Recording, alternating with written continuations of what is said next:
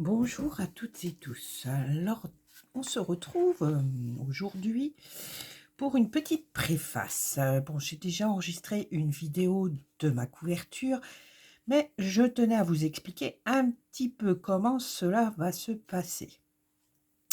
Donc, je vais travailler la collection de Ciao Bella Aesop Fable, qui est très très belle. Je l'ai découverte et je l'ai présentée il y a un petit peu plus d'un mois lors de ma commande de Brico chez Brico et Scrap. Donc, j'ai cogité, je me suis inspirée de deux chaînes que je suis. Donc, la première, c'est l'atelier de Nina, qui nous a fait un petit livre d'histoire sur Mirror de la collection de Bella Luna, où elle nous conte l'histoire de Blanche-Neige avec des pop-up.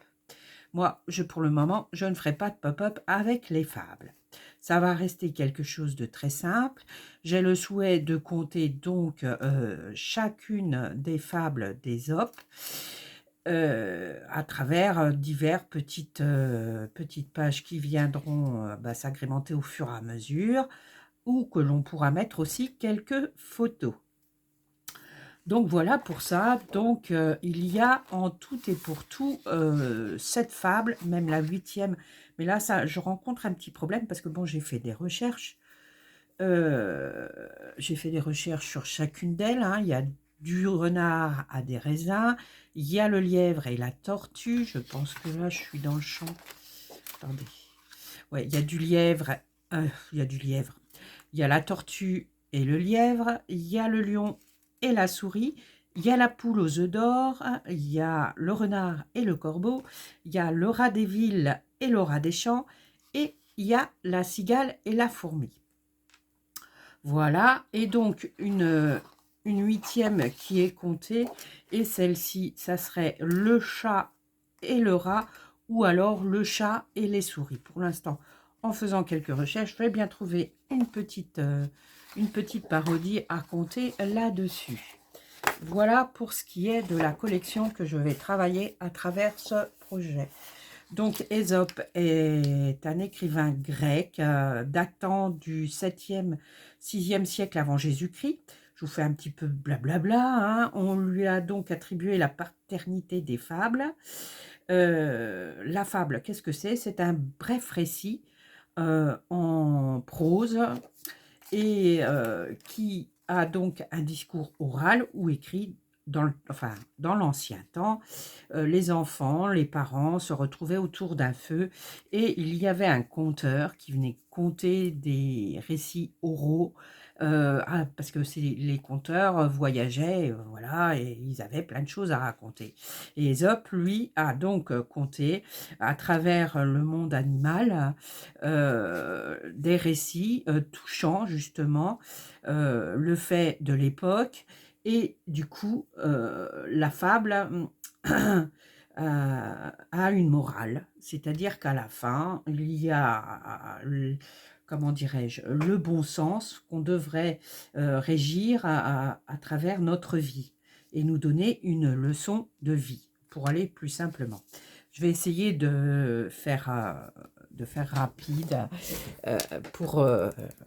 je regardais si ça filmait parce que tout à l'heure j'ai fait et ça n'a pas filmé. Je suis obligée de recommencer. Bref, c'est pas grave. Donc, vous voyez, j'ai fait plusieurs recherches. J'ai donc fait mes petits papiers. Voilà pour ce qui est donc de la collection. Chaque page va être détourée. Je pense que je vais garder les 30-30 pour les fonds et les cartes aussi pour mettre à travers donc dans ce projet. Et toutes les pages A4, n'importe quoi, 20 sur 20 vont être détourées. Donc, vous voyez, je vais vous montrer un petit exemple rapide. Ça, c'est du renard à des raisins. J'ai donc détouré un renard et je vais venir le mettre sur ma page de fond. Et du coup, on pourra y mettre... attendez, je vais chercher un petit truc que j'avais préparé, bon, moi, qui n'est pas encore décoré, mais vous voyez, on pourra le glisser en dessous. Du coup, il y aura la possibilité de mettre des photos. Enfin, à travers chaque page, ça va être différent. Vous voyez, j'ai détouré ça. Et je vais venir donc... il en manque un bout du renard, c'est normal. Parce que quand j'ai détouré le renard, il ne me plaisait pas celui-là, je voulais mettre quelque chose. Et du coup, voilà. En gros, comment ça va se passer tout du long. Vous voyez, j'ai découpé la poule aux œufs d'or, la cigale et la fourmi. Et à chaque fois, j'essaye de trouver une idée pour que ce soit différent. Donc voilà pour ça. Le papier que je vais utiliser, je l'ai eu donc dans la boutique Brico et Scrap. Donc il va y avoir le raffia, le cassis, le pin. C'est des papiers texturés de chez Florence qui font 216 grammes. Alors au départ, oui, je voulais utiliser donc le papier craft de 216 grammes, de 30-30, toujours de chez Florence, Florence hein, de Vasson Créative. Mais il était un petit peu trop épais. Il fallait que je trouve quelque chose de moins épais, parce que dans le projet, vous allez voir, il faut... j'ai 3 cm de tranche et il va falloir que je réfléchisse. Donc, j'ai fait un petit tour chez Amazon et je recherchais du cardstock entre 80 et 100 grammes. Bon, je suis bien tombée. J'ai 50 pages. Il fait 100 grammes. Il est assez... comment dirais-je? Il est assez flexible. Il ne tient pas beaucoup d'épaisseur, moins d'épaisseur. Donc, du coup, je vais pouvoir coller un fond plus mon image qui viendra, enfin ma déco qui viendra sur cette page. Donc, il y a 50 pages. Il doit être à 8,24 €. Je vous mettrai le lien, si j'y pense, dans la barre de déroulement, de description, pareil, bon, excusez-moi. Donc voilà, donc ce projet va être, je vous montre pas encore celle, je vous montre pas celle-ci parce que je vais vous la montrer la prochaine fois, elle est déjà faite, je l'ai tournée en vidéo. Donc c'est un classeur. Donc ce classeur, je suis aussi Florjus Design, la chaîne de Aude, et elle fait un classeur à un moment, c'est pareil, je vous mettrai le lien, et elle m'a donné l'idée, enfin je ne vais pas copier son idée, hein, mais je me suis dit, tiens, les fables, pourquoi pas les mettre dans un classeur. Dernièrement, j'avais acheté 2 classeurs d'un format de 17 sur 24, il me semble, avec une tranche de 3, pardon, excusez-moi. Et du coup, je me suis dit, mais pourquoi pas faire ces fables d'Ésope dans un petit classeur. Donc, je m'en suis inspirée aussi. Et si j'y pense, la chaîne de Nina et la chaîne de Aude, je vous les mettrai aussi dans la barre de déroulement. Parce que j'ai l'habitude depuis le début de citer les copines auprès desquelles je prends mes inspirations. Donc, au fur et à mesure de l'avancement du projet, je vous dirai, tiens, j'ai regardé, je prends des idées aussi sur Pinterest. Donc voilà, en gros, pour ce qui est de l'explication de ceci. Donc, comme je n'avais pas la machine, il fallait que je trouve une astuce. Donc, je vais vous la montrer. Je vous en ferai peut-être un exemple dans une prochaine vidéo, je ne sais pas. Mais voilà comment j'ai travaillé. Donc, j'ai pris ma feuille, elle mesure 21 sur 15,5.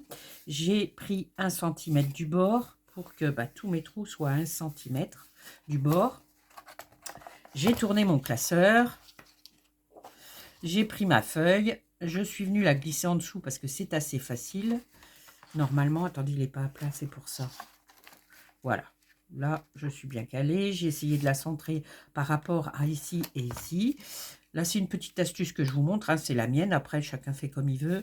J'ai pris mon crayon de papier.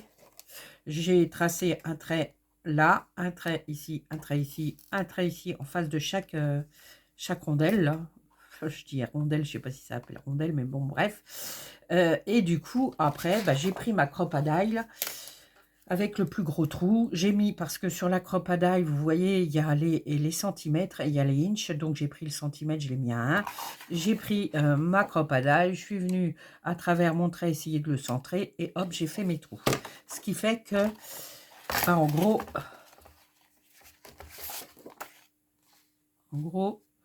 ça rentre dedans.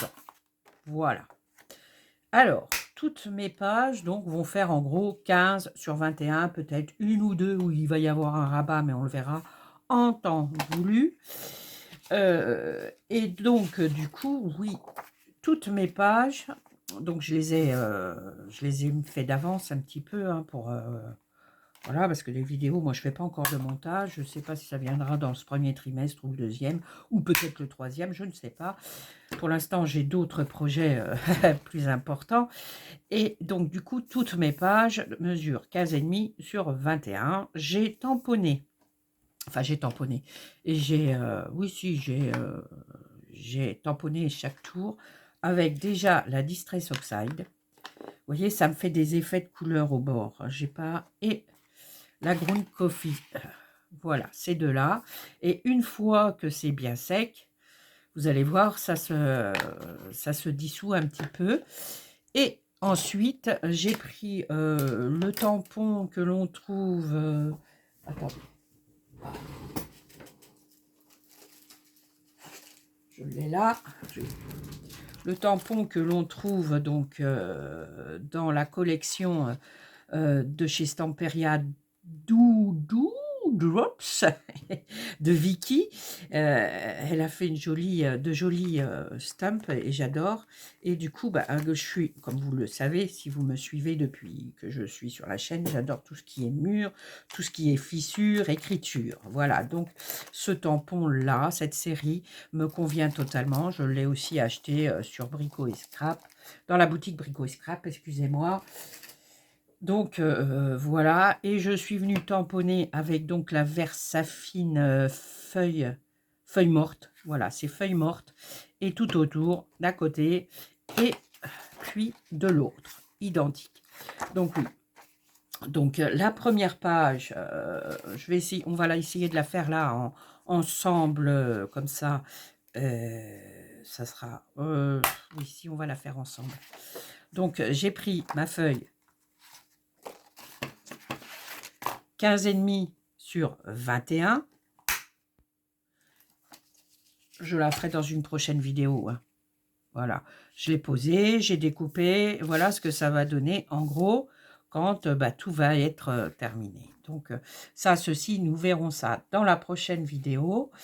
Alors ensuite, toutes mes pages, oui, je les ai travaillées de sorte à ce que pour moi ce soit plus facile. J'essaye de m'organiser comme on doit s'organiser. D'habitude, je fais un prototype qui ressemble à un album, mais là j'ai fait déjà une préparation en amont avec toutes mes pages qui sont donc préparées. Vous voyez, là je ne ferai pas d'intercalaire, je ne pense pas. J'avais prévu, vous voyez, il va y avoir quelques trucs comme ça, quelques trucs dans l'autre sens. Enfin bref, et je vais devoir me tenir, comme je le répète, je ne sais pas si vous voyez, une fois que c'est l'ouverture, je vais me retrouver certainement avec quelque chose qui va être de ce genre. Donc, je ne pouvais pas mettre grand-chose. Donc, les fables, il y en a 7. Peut-être qu'il n'y en aura que 6 dedans. Peut-être, voilà, je ne sais pas si tout va pouvoir tenir à l'intérieur. Enfin, nous verrons bien à la fin. Pour l'instant, je m'en vais dans ce projet. Donc là, il y a déjà une partie de faite. Vous allez la voir dans la prochaine vidéo. Donc là, ici, j'hésite encore. Alors, je ne sais pas ce que je vais faire. Est-ce que je vais la passer au gesso noir et mettre un petit peu de rouge après, ou gesso blanc?